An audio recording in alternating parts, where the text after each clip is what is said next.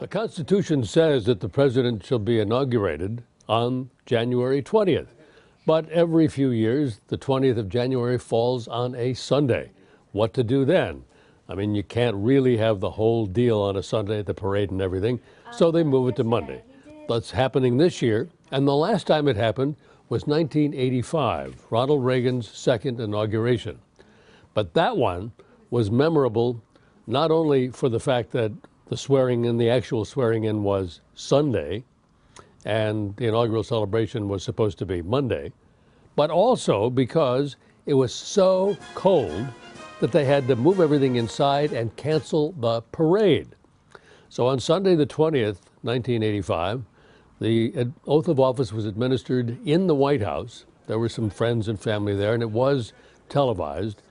And afterward, President Reagan and Vice President George H.W. Bush walked out of the front door of the White House, the north door, and we were all lined up on a platform opposite, and they walked out and smiled and waved. No overcoats. It was about 5 above zero.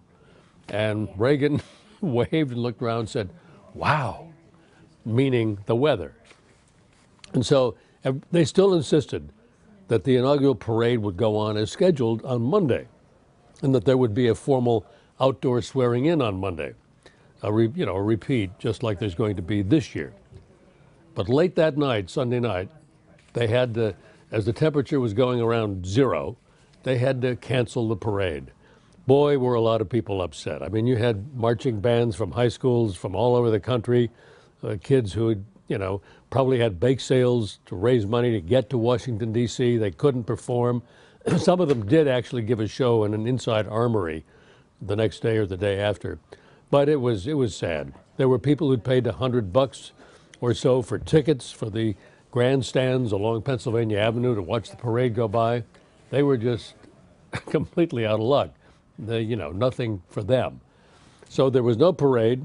There was no outdoor swearing in. The Monday swearing in took place in the rotunda of the Capitol, where there was only room for about 1,000 people. And of course, the members of the Senate and the House and other officials took up most of that space. So the country saw 2 swearing-ins in 1985, one at the White House, one at the Capitol, neither one of them outside, and no parade.